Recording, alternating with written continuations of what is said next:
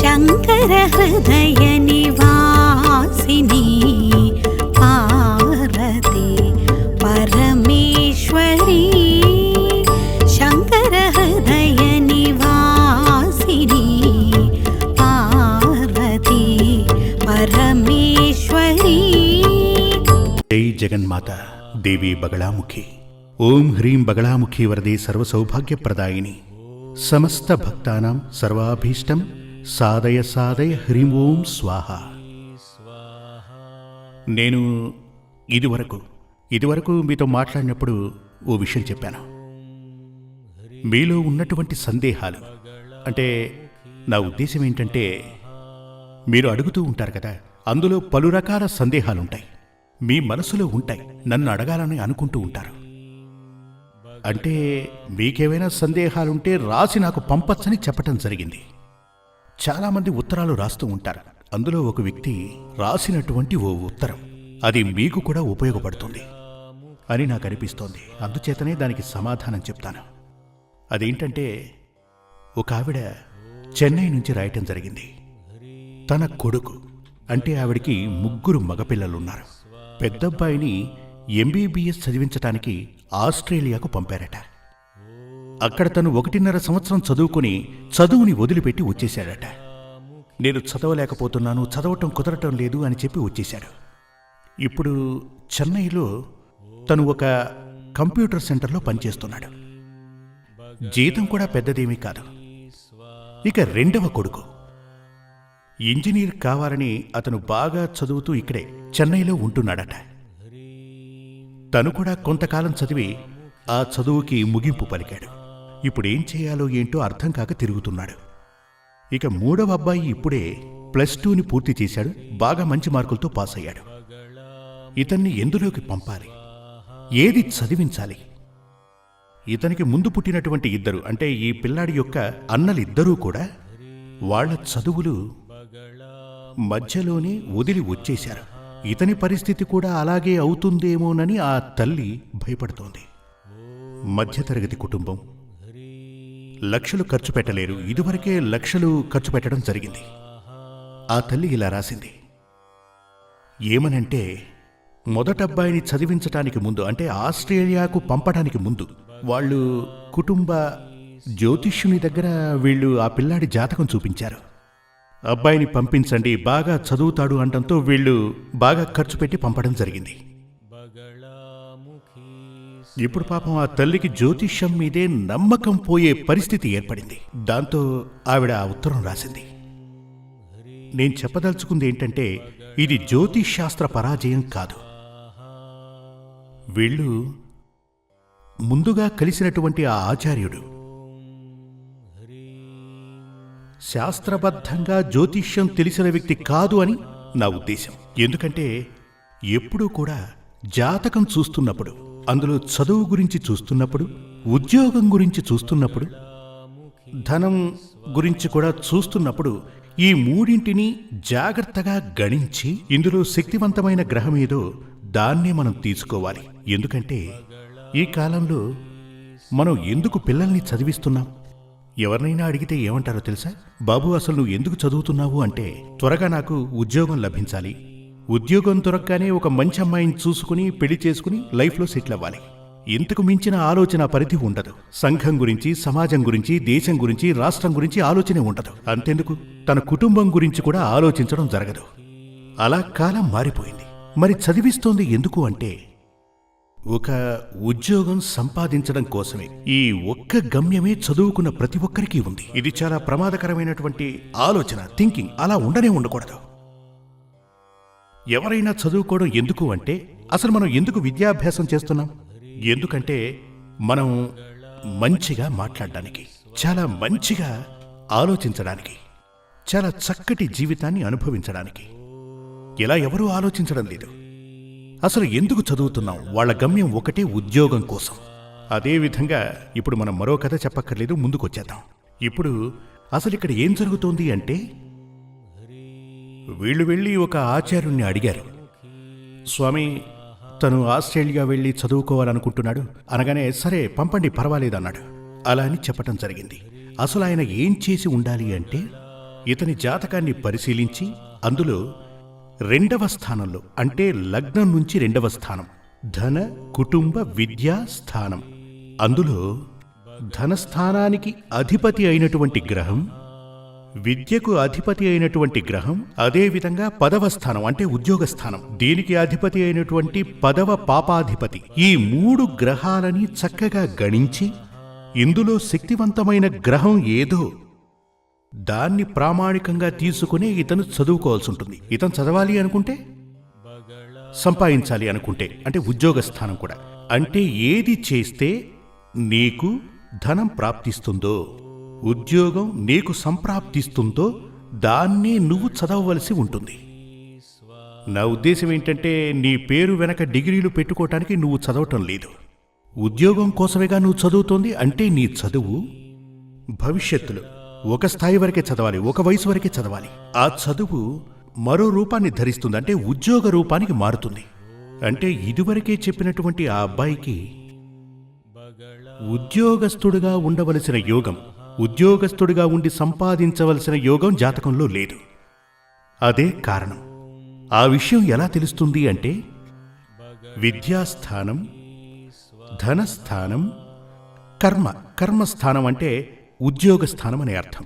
ఈ 3 స్థానాలకు అధిపతులైనటువంటి గ్రహాలకు ఏ గ్రహం అందులో శక్తివంతంగా ఉందో ఆ గ్రహానికి దేనిని గణించి ప్రాముఖ్యతనిస్తున్నామో దానిని మనం తెలుసుకుని ఇతనితే చదివించాలి. అది చదువుకుంటేనే భవిష్యత్తులో ఆ చదువు మనకు ఉద్యోగాన్ని ఇవ్వటమే కాకుండా సంపాదననిస్తుంది. ఆవిడ 2వ కొడుకు జాతకంలోనూ ఇంజనీర్ కావలసిన యోగం లేదు. అందుచేతనే ఆ కుర్రాడికి ఆ చదువు మీద ధ్యాస లేదు. చాలామంది చెప్తుంటారు, మా పిల్లలు ఏంటంటే చదువు అయిపోతే +2 అయిపోతే గనక అందరూ పిల్లలు చెప్తుంటారు, నేను ఇంజనీర్ని కావాలి, డాక్టర్ని కావాలని అందరు పిల్లలు చెప్తుంటారుగా. కానీ ఆ యోగం వాళ్లకు జాతకంలో ఉందా?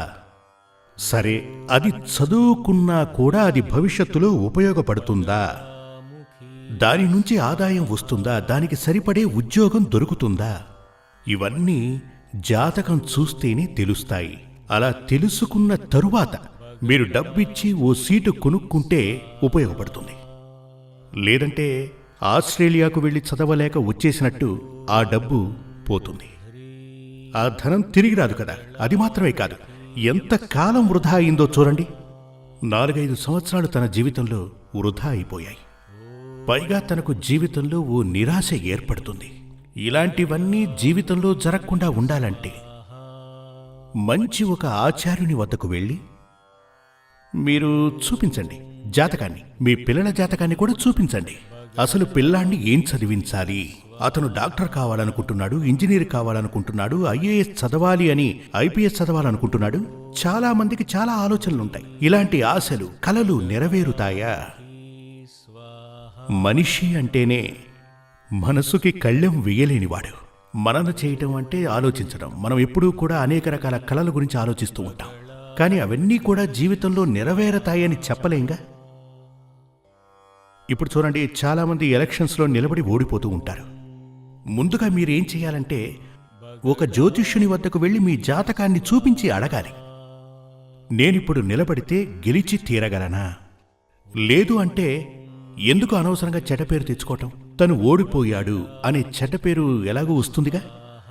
అందుచేతని మన వేద శాస్త్రానుసారం మనకు జ్యోతిష్య శాస్త్రాన్ని ఆ దేవదేవుడు ప్రసాదించాడు. దాన్ని ప్రాముఖ్యంగా తీసుకుని ఇప్పుడు పలు రకాల శాస్త్రాలు వచ్చాయి.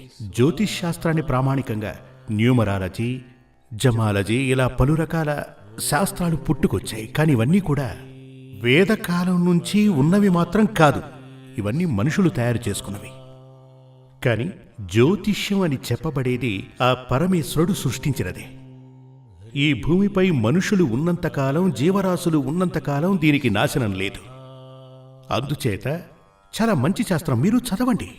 ఊరికే కాలం వృధా చేయకుండా వారి గురించి వీరి గురించి మాట్లాడుకోకుండా ఓ పుస్తకాన్ని చదవండి. మంచి విషయాలు చదవండి, పలువురికి చెప్తూ ఉండండి.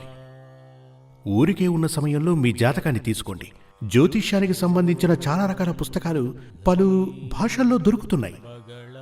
మీరు మీ జాతకాన్ని తీసుకుని ఓసారి పరిశీలించండి. ఎలాగంటే ఓ సంవత్సరం పాటు ఆ పుస్తకంలో రాసుంటుంది ఈ సమయాల్లో ఈ గ్రహాలుంటే ఇలా జరుగుతుంది అని. మీ జాతకం గురించి మీరు వివరణ రాయండి. వివరణ రాసి ప్రధానంగా ఆయా కాలాలలో ఆ విషయాలు జరుగుతున్నాయా ప్రయత్నించి చూడండి. తప్పకుండా జరిగే తీరుతాయి. అందులో మంచి ఉంటుంది, చెడు కూడా ఉంటుంది. అందులో గనక చెడు వచ్చిందంటే చెడు జరగకుండా ఆపడానికి గాను సపోజ్ అది వచ్చేసిందనుకోండి, అందులోంచి మనం విముక్తిని పొందడానికి దారులు, దానినే తాంత్రికమని పిలుస్తుంటారు. అంటే ఏంటంటే వ్యాధి ఏంటో మనకు అర్థమైంది, ఆ వ్యాధి రాకుండా నివారించవచ్చు, వచ్చాక చికిత్స చేయించుకొని మాన్పించవచ్చు. దానికి అవసరమైన మందు, అవసరమైన ఔషధమని అర్థం. అవే ఈ తాంత్రిక పూజలు. మనకిదంతా కూడా ఆ ఈశ్వరుడే ప్రసాదించాడు. మనకు అసలు రేపేం జరగబోతోంది. ఇప్పుడు ఇలా చూడండి, నేను మీ అందరితో మాట్లాడుతున్నా. ఇవాళ ఆదివారం కదా, నేను మీతో మాట్లాడుతున్నాను, మీరు వింటున్నారు. రేపెప్పుడైనా వచ్చే ఆదివారం నేను ప్రవచనం చెప్తున్నప్పుడు మీరు వినగలరు అని చెప్పగలమా? చెప్పచ్చు, ఒకే ఒక శాస్త్రాన్ని అనుసరించి. అదే జ్యోతిష్యం. వేరే ఏ శాస్త్రం ఇలా చెప్పలేదు. ఇప్పుడు చూడండి, విజ్ఞానం ఈ మధ్య బాగా భాసిల్లుతోంది, బాగా వృద్ధి చెందింది. కానీ ఒక వ్యక్తి యొక్క జాతకాన్ని చూసి, ఒక వ్యక్తిని పరిశీలించి, నువ్వు ఇంతకాలం వరకు బ్రతకగలవు, ఇన్నేళ్లు గడిచిన తర్వాత నీకో వ్యాధి వస్తుంది, ఇన్నేళ్లు గడిచాక నీ భవిష్యత్తు ఎలా ఉంటుంది, ఇలాంటివన్నీ చెప్పాలి అంటే జ్యోతిష్యం తప్ప మరో శాస్త్రం చెప్పలేదు.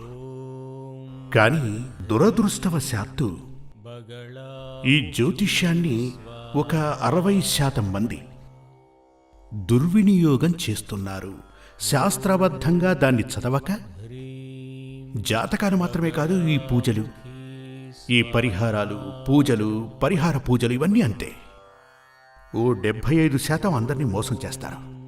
అలా ఉన్నటువంటి వ్యక్తుల మూలంగానే ఈ మహత్తరమైన శాస్త్రానికి చెడ్డ పేరు వస్తోంది. అందుచేత మీరు మీ పిల్లలకు సంబంధించి, లేక మీకు సంబంధించి, మీ ఫ్యామిలీకి సంబంధించి, ఉద్యోగం, ఇలా ఏ ప్రశ్నైనా సరే, సంసారబద్ధమైన విషయాల్లోనూ ఆధ్యాత్మికమైన విషయాలలోనూ రేపు మన జీవితంలో ఏం జరగబోతోంది, ఏం చేస్తే మనకు మంచి జరుగుతుంది, ఇవన్నీ మీరు తెలుసుకోవాలంటే అందుకు జ్యోతిష్యబద్ధమైనటువంటి ఉపదేశం మీకు కావాలి. ఇది 100% నిజం. అందుకే నేను మీకు చెప్పాను, దేన్ని ఓసారి మీరు చదివి చూడండి అని. ఇప్పుడు ఓ సంవత్సరం పాటు మీరు మీ జాతకాన్ని తీసుకుని జ్యోతిష్యబద్ధమైన పుస్తకాలు, అవి కూడా వివరాలు తెలిసిన వ్యక్తి రాసి ఉండాలి, శాస్త్రాన్ని చదివిన వ్యక్తి రాసిన పుస్తకం అయి ఉండాలి. అటువంటి పుస్తకాలు ఎన్నో ఉన్నాయి. అటువంటి పుస్తకాలు పెట్టుకుని మీ జాతకాన్ని ఒకసారి పరిశీలించండి.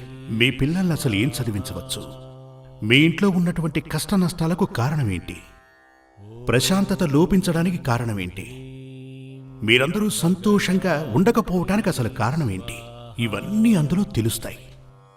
వీటిని పరిశీలించి చూడండి. కొంచెం ఇలా చూడండి, ఎప్పుడు చూసినా టీవీ చూస్తుంటామని చెప్తే మీరు మీ బుద్ధికి పని కల్పించట్లేదని అర్థం.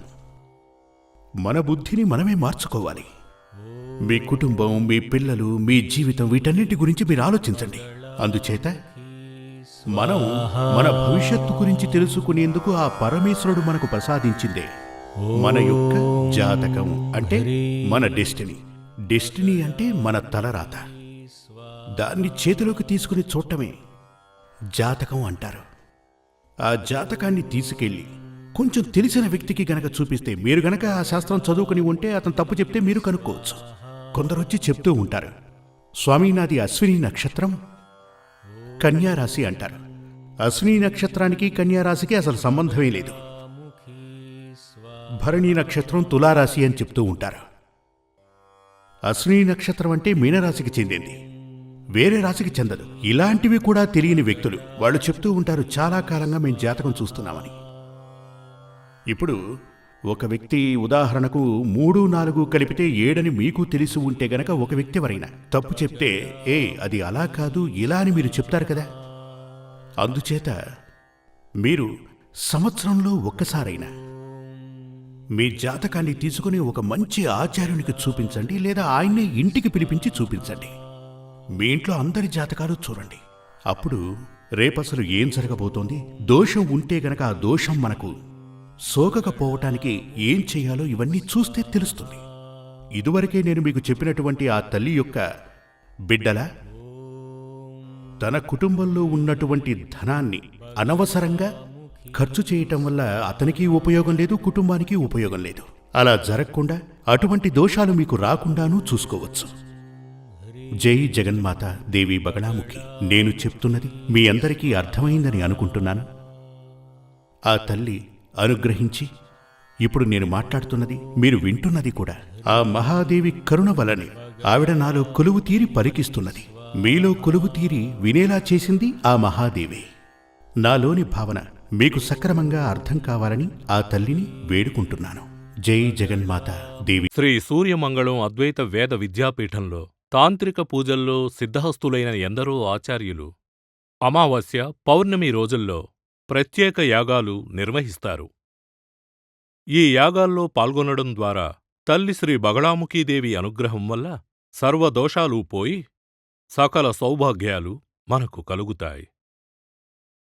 శ్రీ సూర్యమంగళం అద్వైత వేద విద్యాపీఠం జ్యోతిష్యం, ప్రశ్నలు, వాస్తు, తాంత్రిక పూజలు మరియు వేదయాగాలు నిర్వహిస్తారు. సంప్రదించవలసిన నంబర్ 7305442299 7305442299.